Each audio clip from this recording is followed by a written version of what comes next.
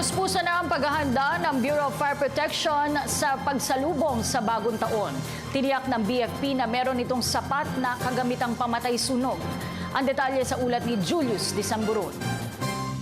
100% ng nakahanda ang Bureau of Fire Protection ilang araw bago magpalit ang taon. Ayon kay BFP Chief General Ariel Barayuga, kasabay ng pagtataas ng red alert status sa lahat ng kanilang mga tanggapan ay ang kanselasyon naman ng leave privileges ng kanilang mga tauhan. 100% of our personnel ay nire-require namin ang presence nila sa kanilang mga stations upang nasa ganun ay kung ano man ang emergency situations na kailangan ay nakahanda po ang Bureau of Fire Protection. Bukod sa mga tauhan ay tiniyak din ng opisyal ang mga sapat na kagamitang pamatay sunog.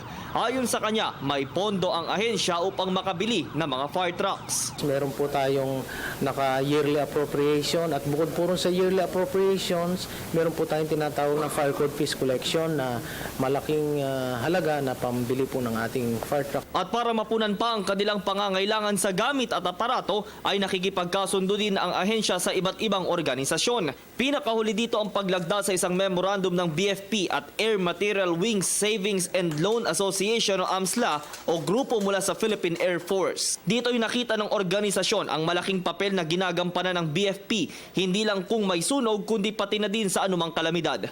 Isang bagong ambulansya ang kaloob ng grupo para sa BFP. Bukod pa ito sa medical and dental equipment at computer sets na nauna na nilang ipinagkaloob. They risk their lives for the Philippine citizenry.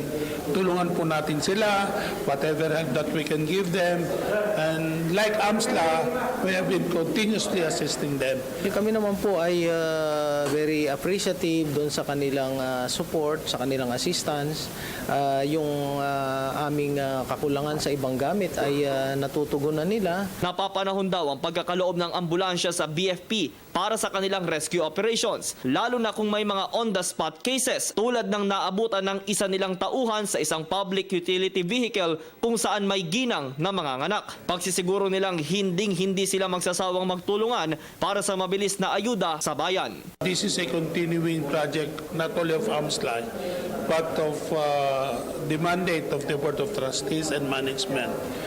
Continuous po ito, kung ano po yung kailangan nila at kaya namin pong ibigay, surely we can support and assist them in their needs. Para sa Telebisyon ng Bayan, ako si Julius Disamburon.